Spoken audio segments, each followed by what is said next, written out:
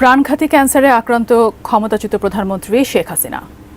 এমতাবস্থায় তার নেই কোনো রাজনৈতিক আকাঙ্ক্ষা।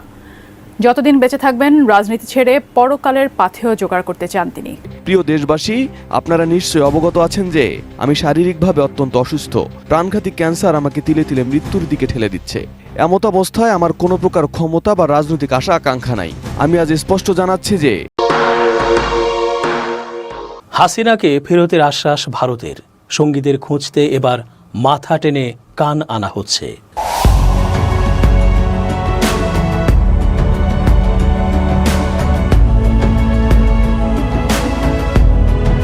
আসসালামু আলাইকুম প্রিয় দর্শক শ্রোতা। হাসিনাকে ফেরতের আশ্বাস ভারতের। হাসিনা দেশে ফিরবে, ভারত এটি আশ্বাস দিয়েছে। সেন্স টিভির বিশেষ একটি প্রতিবেদন দেখতে পারবেন। উঠে আসলো কিছু গুরুত্বপূর্ণ তথ্য। আশা করি সম্পূর্ণ ভিডিও জুড়ে থাকবেন।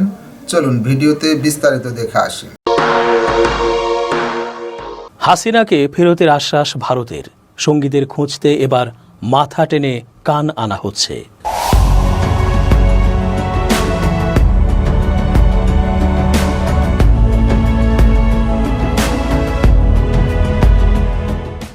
আসসালামু আলাইকুম প্রিয় দর্শক, আশা করছি আল্লাহ পাকের রহমতে ভালো আছেন।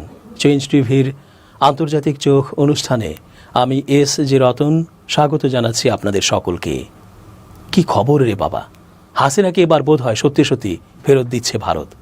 সত্যি হোক আর মিথ্যে, কথা তো উঠেছে ভারতের অঙ্গন থেকে। এটা আমাদের জন্য আশা জাগানিয়া ব্যাপার। আমরা খুনি হাসিনার বিচার দেখব এই বাংলাদেশের মাটিতে। তবে হাসিনার হেভিওয়েট সঙ্গীরা কিন্তু বিদেশ বিভূঁইয়ে ভালোই আছেন, নিরাপদে আছেন। এটাও ঠিক, আমরা সবসময় জানি কান টানলে মাথা আসে।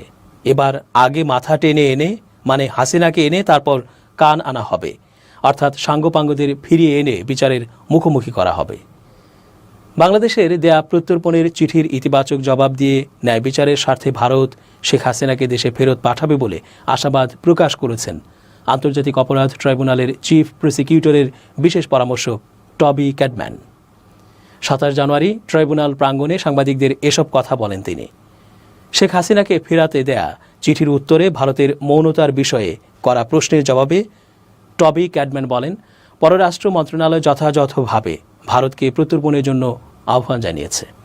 তবে এটা ভারতের ব্যাপার যে তারা ন্যায় বিচারের পক্ষে দাঁড়াবে নাকি তাকে অর্থাৎ হাসিনাকে বিচার থেকে রেহাই দেওয়ার পক্ষে অবস্থান করবে। আমি আশা করি ভবিষ্যতে তারা ন্যায় বিচারের পক্ষেই অবস্থান নেবে।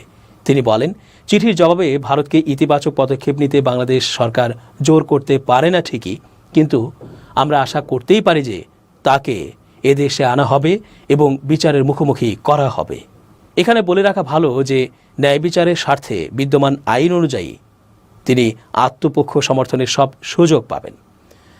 আরেক প্রশ্নের জবাবে তিনি বলেন, আমি এখানে একজন পেশাদার হিসেবে কাজ করতে এসেছি এবং তাই করব। অতীতের কোনো ঘটনা, কারো কার্যকলাপ কিংবা আগে আমার কাজের পরিধি কী ছিল তা একে প্রভাবিত করবে না। সবার জেনে রাখা ভালো, যেহেতু এই মামলাগুলো জটিল এবং এর কার্যবিধি সময় সাপেক্ষ, সুতরাং এই বিধিগুলো সঠিকভাবে সম্পন্ন করতে তাড়াহুড়া করার কোনো সুযোগ নেই।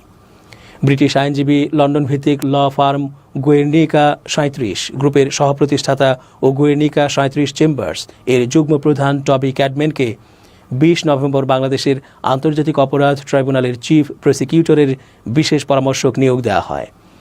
এক সূত্র থেকে জানা গেছে, ভারতের অভ্যন্তরে হাসিনার প্রত্যর্পণ বিষয়ে নানা আলোচনা চলছে। ভারতের সাধারণ জনগণের বিশাল এক অংশ জানাচ্ছেন তারা বাংলাদেশের সাথে বন্ধুত্বপূর্ণ সম্পর্ক চান। কোনোভাবেই সম্পর্ক নষ্ট করে তারা তাদের ব্যবসায়িক ও দ্বিপাক্ষিক সকল রকমের সম্পর্কের অবনতি মেনে নিতে চান না। তাই তারা জোর দিয়ে বলেন, পতিত হাসিনাকে যেন ভারতীয় প্রশাসন বাংলাদেশে ফিরিয়ে দেয়। এটাই তাদের চূড়ান্ত চাওয়া। এখন ভারতের অভ্যন্তরে এ নিয়ে ক্ষোভ বিক্ষোভ শুরু হলে, সেখানকার সরকার চাপে পড়লে অবশ্যই হাসিনার ব্যাপারে চলমান সিদ্ধান্ত পরিবর্তন করতে বাধ্য হবে। হাসিনার পলায়নের পরপরই তার মন্ত্রী, এমপি ও সাঙ্গপাঙ্গরাও এরই মধ্যে বিশ্বের বিভিন্ন জায়গায় পালিয়ে রয়েছেন। দেশে অনেকে আত্মগোপনে আছেন। মামলা হচ্ছে, ধরাও পড়ছে কিছু। তবে যারা দেশের বাইরে আছেন তাদেরকেও ধরার জন্য আন্তর্জাতিকভাবে চেষ্টা অব্যাহত আছে সরকারের পক্ষ থেকে। বিদেশ বিভূঁইয়ে লুকিয়ে থাকা নেতারা ছাড়াও হাসিনার স্বজনদের মধ্যে কে কোথায় লুকিয়ে আছেন তা নিয়ে নতুন করে আরও কিছু তথ্য উঠে এসেছে গণমাধ্যমে। আওয়ামী লীগ এবং সহযোগী সংগঠনের নেতাকর্মী, সাবেক এমপি, মন্ত্রীদের প্রায় সবাই হামলা মামলায় জর্জরিত হলেও নিরাপদ আশ্রয়ে রয়েছেন সাবেক প্রধানমন্ত্রী শেখ হাসিনার নিকট স্বজনরা। এরা গত 15.5 বছরে সরকারের মন্ত্রী, এমপি, মেয়র হওয়া ছাড়াও আওয়ামী লীগের কেন্দ্রীয় সদস্যসহ সহযোগী ভ্রাতৃপ্রতিম সংগঠনের গুরুত্বপূর্ণ পদ দখল করেছিলেন। এর মধ্যে মন্ত্রী ও সমপদ মর্যাদায় ছিলেন 4 জন, এমপি হয়েছেন অন্তত 10 জন, 2 সিটিতে মেয়র হয়েছেন 3 জন, সহযোগী সংগঠনের প্রধান হয়েছেন 1 জন। বৈধ ও অবৈধভাবে সর্বোচ্চ সুবিধায় ছিলেন তারা, অথচ পট পরিবর্তনের সঙ্গে সঙ্গে তারা সবাই আগেই নিরাপদ আশ্রয়ে চলে গেছেন। একমাত্র শেখ পরিবারের সদস্য আবুল হাসানাত আবদুল্লাহর ছেলে মঈনুদ্দিন আবদুল্লাহ খোকা গ্রেপ্তার হয়েছেন। বাকিদের অবস্থান কেউ নিশ্চিত করতে পারছেন না। 5 আগস্টের পর গ্রেপ্তারের চিত্রগুলো বিশ্লেষণ করে এমন তথ্য পাওয়া গেছে। এর আগে শেখ হাসিনা তার পরিবারের সদস্যদের তালিকা দিয়েছিলেন। তার বোন ও তাদের ছেলে মেয়ে ছাড়া কোনো আত্মীয় নেই বলে দাবি করেছিলেন। পরিবারের সদস্য ছাড়াও তার নিকটাত্মীয় রয়েছেন, যারা দীর্ঘদিন ক্ষমতার দাপট দেখিয়ে চলেছেন, শাসন ও শোষণ করেছেন, নিয়ন্ত্রণ করেছেন রাষ্ট্র ক্ষমতার সব কিছু। 11 জাতীয় সংসদ নির্বাচনের পর মন্ত্রিসভার বৈঠকে প্রধানমন্ত্রী শেখ হাসিনা বলেছিলেন, আমার কিছু আত্মীয় স্বজন ঝড়ের পূর্বাভাস আগাম পেয়ে যান, তখন তারা দেশ ছাড়েন, আবার সুসময় হলেই দেশে ফিরে এসে হাজির হন। ওই বৈঠকে পার্বত্য চট্টগ্রাম বিষয়ক জাতীয় কমিটির আহ্বায়ক অর্থাৎ মন্ত্রীর পদমর্যাদার দায়িত্ব পাওয়া আবুল হাসনাত আবদুল্লাহ শেখ হাসিনার ডান পাশে বসেছিলেন। প্রধানমন্ত্রীর বক্তব্যকালে আবদুল্লাহকে চোখ মুখে অসহায়ত্ব প্রকাশ করতে দেখা যায় বলে জানিয়েছিলেন আওয়ামী লীগের সাবেক নেতা ও সাবেক এক মন্ত্রী। শেখ হাসিনার ফুফাতো ভাই শেখ ফজলুল করিম সেলিম আওয়ামী লীগের প্রেসিডিয়াম সদস্য। তার 2 ছেলে শেখ ফজলে ফাহিম ও শেখ ফজলে নাইম। শেখ পরিবারের প্রভাব খাটিয়ে শেখ ফজলে ফাহিম বাংলাদেশের ব্যবসায়ীদের প্রধান সংগঠন FBCCI-এর সভাপতি হয়েছিলেন। 5 আগস্টের পর থেকে শেখ সেলিমের পরিবার আত্মগোপনে আছে। ধারণা করা হচ্ছে সরকার পতনের আগেই তারা দেশ ছাড়েন। শেখ সেলিমের ভাই শেখ ফজলুল হক মনির 2 সন্তান শেখ ফজলে শামস পরশ ও শেখ ফজলে নূর তাপস। শেখ পরশও দেশ ছেড়েছেন বলে জানা যায়, এখন বিদেশে নিরাপদ জীবনযাপন করছেন। শেখ সেলিমের ছোট ভাই শেখ ফজলুর রহমান মারুফ ক্যাসিনো বিতর্কের সময় আলোচনায় এসেছিলেন। তিনি বর্তমানে সিঙ্গাপুরে আছেন বলে ধারণা করা হচ্ছে। তার ভগ্নিপতি যুবলীগের সাবেক চেয়ারম্যান ওমর ফারুক চৌধুরীও আত্মগোপনে আছেন। শেখ হাসিনার ফুফাতো ভাই আবুল হাসনাত আবদুল্লাহ বরিশাল 1 আসনের এমপি ছিলেন। তার ছেলে সাদিক আবদুল্লাহ ছিলেন বরিশাল সিটি কর্পোরেশনের সাবেক মেয়র। আওয়ামী লীগের ক্ষমতার সময় এই পরিবার ছিল বরিশাল অঞ্চলের হর্তাকর্তা। 5 আগস্টের পরে হাসনাত আবদুল্লাহ ও ছোট ছেলে সুকান্ত আবদুল্লাহ দেশ ছেড়ে ভারতে চলে যান। তবে সাদিক আবদুল্লাহ কোথায় আছেন তা নিশ্চিত হওয়া যায়নি। তার ছোট ভাই আবুল খায়ের আবদুল্লাহ বরিশাল সিটি কর্পোরেশনের সাবেক মেয়র। তিনি কোথায় আছেন জানা যাচ্ছে না।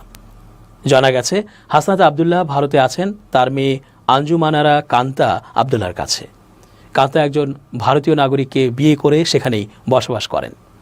শেখ হাসিনার ফুফাতো বোন শেখ ফাতেমা বেগমের এক ছেলে নুরি আলম চৌধুরী লিটন চৌধুরী 11 ও দ্বাদশ জাতীয় সংসদের চিফ হুইপ ছিলেন। আরেক ছেলে মুজিবুর রহমান চৌধুরী নিক্সন চৌধুরী ফরিদপুর 4 আসন থেকে টানা 3 বারের স্বতন্ত্র এমপি ছিলেন। 5 আগস্টের পর থেকে এই 2 ভাইও আত্মগোপনে। শেখ হেলালের ভাই খুলনা 2 আসনের সাবেক এমপি শেখ সালাউদ্দিন জুয়েলকে সরকার পতনের পর টুঙ্গিপাড়ায় দেখা গেছে, তবে সর্বশেষ তার অবস্থান নিয়েও রয়েছে ধোঁয়াশা। প্রিয় দেশবাসী, আপনারা নিশ্চয়ই অবগত আছেন যে আমি শারীরিকভাবে অত্যন্ত অসুস্থ। প্রাণঘাতী ক্যান্সার আমাকে তিলে তিলে মৃত্যুর দিকে ঠেলে দিচ্ছে। এমত অবস্থায় আমার কোনো প্রকার ক্ষমতা বা রাজনৈতিক আশা আকাঙ্ক্ষা নাই।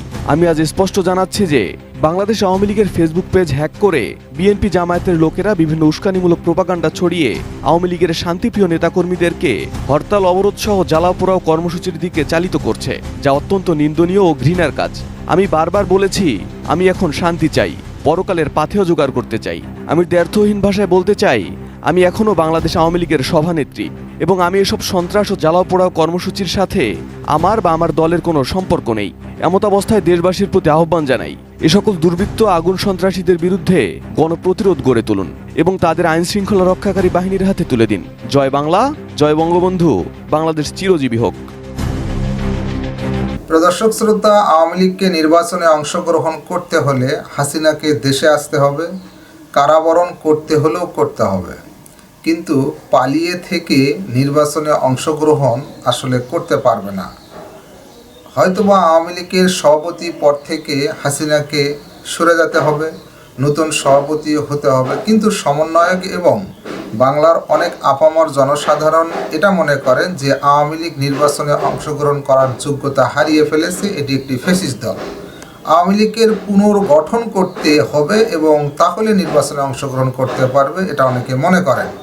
আপনি কি মনে করেন আওয়ামী লীগ নির্বাচনে অংশগ্রহণ করুক? যদি চান লিখতে পারেন কমেন্ট বক্সে। আজকে এই পর্যন্তই, আল্লাহ হাফেজ।